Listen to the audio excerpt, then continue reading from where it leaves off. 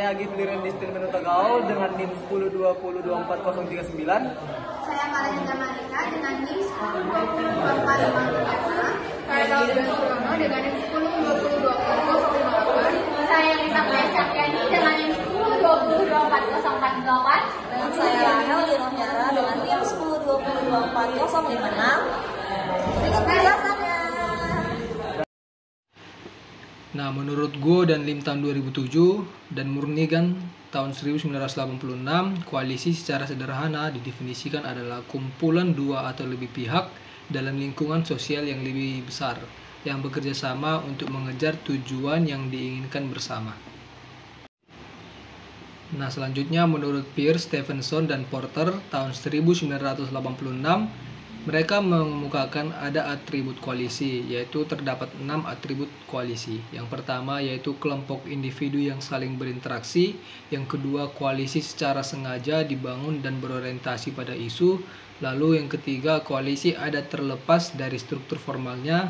Yang keempat, ada koalisi tidak memiliki struktur formal. Yang kelima, koalisi fokus pada tujuan di luar koalisi. Yang keenam, ada koalisi membutuhkan tindakan anggota yang terpadu. Selanjutnya ada jenis-jenis koalisi. Jenis-jenis koalisi yang pertama itu ada koalisi potensial. Nah, ini adalah kelompok orang atau pihak yang punya kepentingan yang sama tapi belum bergerak secara bersama-sama.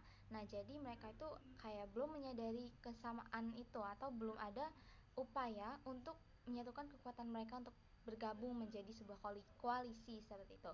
Nah, contohnya itu seperti karyawan di sebuah kantor yang mereka itu nggak puas nih sama aturan baru yang dibuat perusahaan. Nah, mereka itu kan punya pendapat yang sama nih, tapi mereka itu belum mendiskusikan atau melakukan sesuatu nih untuk mengubah keadaan tersebut. Nah, di koalisi potensial ini terdapat dua lagi jenis koalisi, yaitu koalisi laten dan koalisi dorman. Nah, koalisi laten ini adalah dimana kelompoknya itu udah tahu nih bahwa mereka itu punya tujuan yang sama, tapi mereka itu hanya diam dan belum bertindak. Biasanya kelompok ini tuh akan mulai bergerak itu kalau ada sesuatu yang memaksa mereka untuk bertindak. Misalnya warga nih di sebuah desa, mereka itu tahu nih pentingnya menjaga lingkungan, tapi mereka itu baru bersatu ketika ada ancaman seperti pembangunan pabrik yang bisa mencemarkan air. Nah, selanjutnya itu koalisi dorman. Koalisi dorman ini koalisi yang dulunya itu aktif, tapi sekarang itu nggak lagi berjalan. Nah, meskipun begitu, koalisi ini tuh masih ada dan bisa dihidupkan kembali kapan aja nih kalau ada isu atau kebutuhan yang mereka perhatikan gitu, yang mereka butuhkan. Nah, contohnya seperti sekelompok warga, mereka pernah menolak nih sebuah proyek jalan tol di daerahnya, tapi berhenti beraksi setelah proyek itu ditunda. Nah, kalau proyek itu dilanjutkan lagi, mereka bisa bangkit lagi dan mulai bergerak lagi seperti itu. Selanjutnya ada koalisi beroperasi atau koalisi aktif. Nah, di koalisi beroperasi ini adalah kelompok yang sedang aktif bekerja sama untuk mencapai tujuan bersama. Nah, mereka ini sering banget nih berdiskusi, membuat strategi, dan melaksanakan rencana mereka. Contohnya seperti serikat pekerja yang terus bekerja untuk menegosiasikan kenaikan gaji atau memperjuangkan nih kondisi kerja yang lebih baik dan dengan pihak manajemen. Nah, di dalam koalisi beroperasi ini terdapat dua jenis koalisi lagi, yaitu koalisi mapan dan koalisi sementara. Koalisi mapan ini adalah kelompok yang udah stabil dan terus berjalan dalam waktu yang lama. Biasanya anggotanya itu punya tujuan yang sama secara konsisten. Contohnya seperti partai-partai politik yang terus bekerja sama untuk mendukung kebijakan tertentu karena memiliki ideologi yang sejalan. Nah, setelah itu ada koalisi sementara.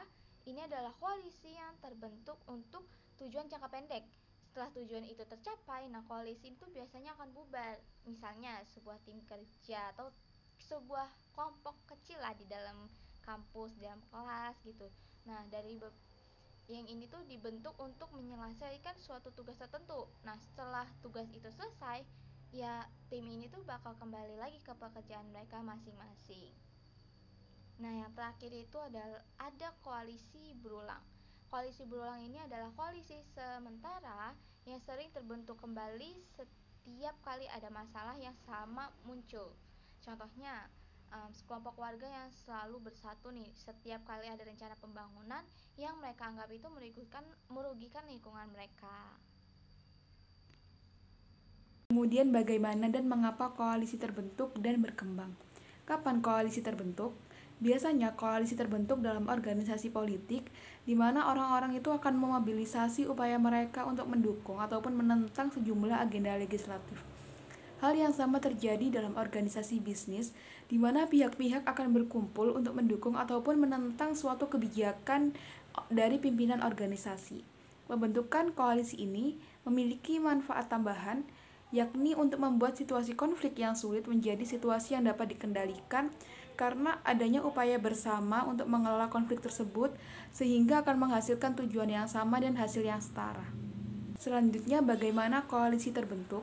Dalam konteks negosiasi dan pembentukan koalisi, ada beberapa konsep dan fenomena yang menggambarkan dinamika serta alasan mengapa koalisi terbentuk.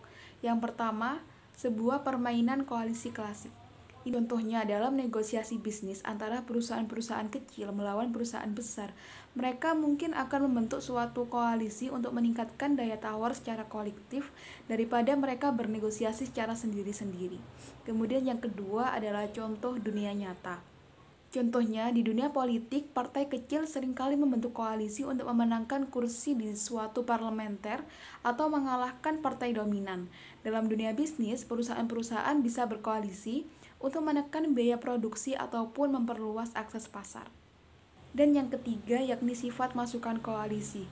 Contohnya, jika suatu koalisi terdiri dari berbagai perusahaan teknologi, setiap perusahaan mungkin memberikan masukan yang berbeda-beda. Satu perusahaan menyumbang keahlian teknis dan perusahaan lainnya menyumbang modal ataupun jaringan pasar. Dan yang keempat yakni tragedi bersama. Dalam dunia organisasi lingkungan, beberapa perusahaan mungkin akan berkoalisi untuk mendukung inisiatif ramah lingkungan. Tetapi, jika setiap perusahaan mengutamakan keuntungan sendiri di atas kepentingan lingkungan, koalisi dapat kehilangan kredibilitas atau gagal mencapai dampak yang diinginkan. Kemudian, bagaimana sih koalisi dapat berkembang? Koalisi berkembang melalui beberapa tahap yang dapat dijelaskan sebagai berikut. Yang pertama, koalisi mulailah dengan pendiri. Sebuah koalisi biasanya dimulai oleh individu ataupun sekelompok kecil orang yang memiliki visi ataupun tujuan yang sama. Pendiri ini adalah pihak yang pertama kali mendorong pembentukan kelompok dengan mengidentifikasikan kebutuhan ataupun tujuan bersama yang akan dicapai melalui kolaborasi. Kedua, koalisi membangun dengan menambahkan satu anggota sekaligus. Koalisi yang efektif akan berkembang secara bertahap. Dan ini, penambahan setiap anggota baru akan membuat dampak nyata dan perubahan serta pengaruh oleh koalisi tersebut. Karena pada titik ini, koalisi memiliki cukup dukungan untuk mendorong perubahan ataupun mencapai tujuan secara kolektif. Ketiga, koalisi perlu mencapai masa kritis. Koalisi akan mencapai titik di mana anggotanya cukup kuat untuk membuat dampak nyata atau yang disebut masa kritis. Karena pada titik ini koalisi memiliki cukup dukungan untuk mendorong perubahan dan mencapai tujuan secara kolektif. Dengan adanya anggota yang banyak, maka kontribusi akan semakin besar dan semakin mudah dalam mencapai tujuan. 4. Koalisi kecualikan. Dalam beberapa kasus, koalisi mungkin perlu mengecualikan anggota atau pihak yang tidak sejalan dengan nilai atau tujuan bersama. Hal ini dilakukan demi menjaga arah dan integritas koalisi agar tetap fokus pada tujuan yang ingin dicapai. Dan yang kelima yakni ikatan lemah bisa kuat. Seringkali anggota koalisi mungkin tidak memiliki hubungan yang sangat erat. Namun, ikatan yang lemah ini bisa efektif karena memungkinkan fleksibilitas dan kolaborasi yang lebih luas.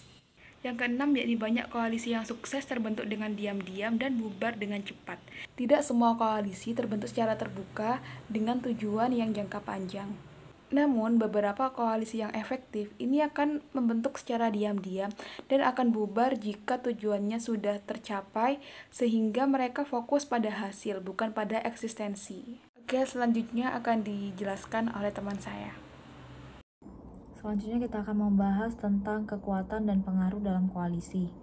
Dinamika kekuatan dan pengaruh merupakan aspek sentral dari pembentukan dan pemeliharaan koalisi, karena koalisi cenderung muncul dalam situasi di mana banyak orang memiliki kepentingan yang saling bersaing dan sebagian tumpang tindih. Isu pengaruh dalam koalisi dibahas dari dua perspektif, yaitu isu kekuatan dan kelemahan. Next, kita akan membahas tentang bagaimana kekuatan terkait dengan pembentukan koalisi yang terbagi menjadi 3, yaitu yang pertama, kekuatan strategis muncul dari ketersediaan mitra koalisi alternatif, dan yang kedua ada kekuasaan normatif, berasal dari apa yang dianggap partai sebagai distribusi yang adil atau adil dari hasil dan hasil koalisi. Dan terakhir yaitu yang ketiga, kekuatan berbasis hubungan dibentuk oleh kompatibilitas preferensi antara 2 atau lebih banyak pesta. Selanjutnya kita akan membahas tentang standar pengambilan keputusan koalisi, di mana terdapat aturan keputusan dengan 2 standar keadilan, yaitu yang pertama kesetaraan dan yang kedua kebutuhan. Yang pertama kesetaraan merupakan di mana para pemegang kepentingan yang menganjurkan standar kesetaraan berpendapat bahwa siapapun yang berkontribusi lebih banyak harus menerima lebih banyak sebanding dengan besarnya kontribusi yang dilakukan. Dan yang kedua kebutuhan. Mereka yang menganjurkan standar ini berpendapat bahwa pihak-pihak harus menerima lebih banyak secara proporsional dengan beberapa kebutuhan yang ditunjukkan untuk bagian yang lebih besar dari hasil. Oke, selanjutnya kita akan bahas bagaimana membangun koalisi. Nah, berikut cara praktisnya. Yang pertama itu ada sekutu. Sekutu itu pihak yang setuju dengan tujuan dan visi negosiator dan juga dipercaya oleh negosiator. Nah, strategi yang dilakukan oleh sekutu dalam koalisi ini yaitu memperlakukan mereka sebagai teman untuk membiarkan mereka tahu persis apa yang direncanakan dan mengimbangi di mana saat si negosiator merasa dirinya lemah. Selanjutnya ada lawan. Lawan adalah orang-orang dengan siapa seorang disyarat memiliki tujuan dan sasaran yang bertentangan, tetapi dapat dipercaya untuk berprinsip dan jujur dalam oposisi mereka. Nah, strategi lawan ini dalam koalisi yaitu menantang, seperti mengajukan pertanyaan sulit sehingga negosiator tidak menjawab dengan fasih. Yang ketiga ada kawan. Kawan di sini itu pihak dalam siapa negosiator memiliki kesepakatan yang tinggi pada visi atau tujuan, tetapi tingkat kepercayaannya rendah atau tidak terlalu menaruh rasa percaya. Gitu.